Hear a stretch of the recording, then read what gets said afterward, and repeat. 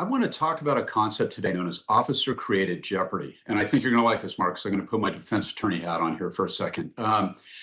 Being a police officer is a very difficult job. And for the women and men that do that, they encounter things that are on a daily basis that would shock the general public. And there's this kind of afterbirth of the summer of 2020, where it is an academic idea where we are going to, under the officer-created Jeopardy theory, begin imposing criminal liability on police officers for 2020 second guessing in encounters that turn violent. And essentially the way it works is this: police officer encounters somebody who turns out to be a violent person. Sometimes it results in a shooting, sometimes just the use of force.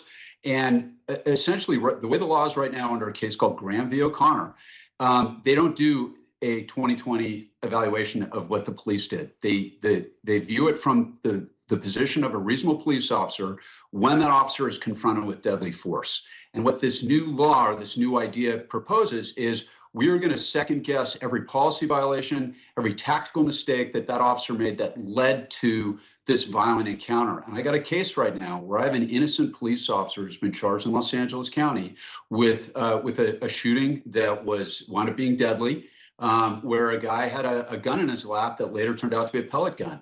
And this officer has been criminally charged. It is absolute madness, guys. And nobody's talking about this. Nobody knows about this.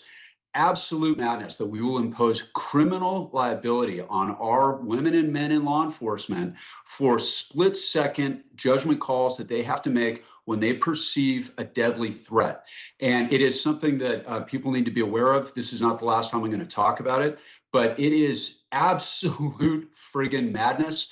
And I just want to kind of make everybody aware of this. And I'm going to be talking about it more in the future. This is the case I wanted to talk to you off the record, Mark. I'd love to get your take on it.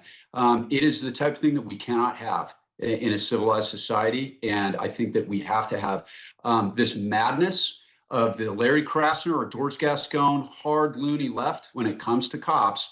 The defund the police movement didn't just stop at taking money away. They're trying to criminally prosecute our police officers for judgment calls. And I don't know who would ever want to be a cop. And people need to be aware of it. And we need to put a stop to this while we still can. That's my rant for today.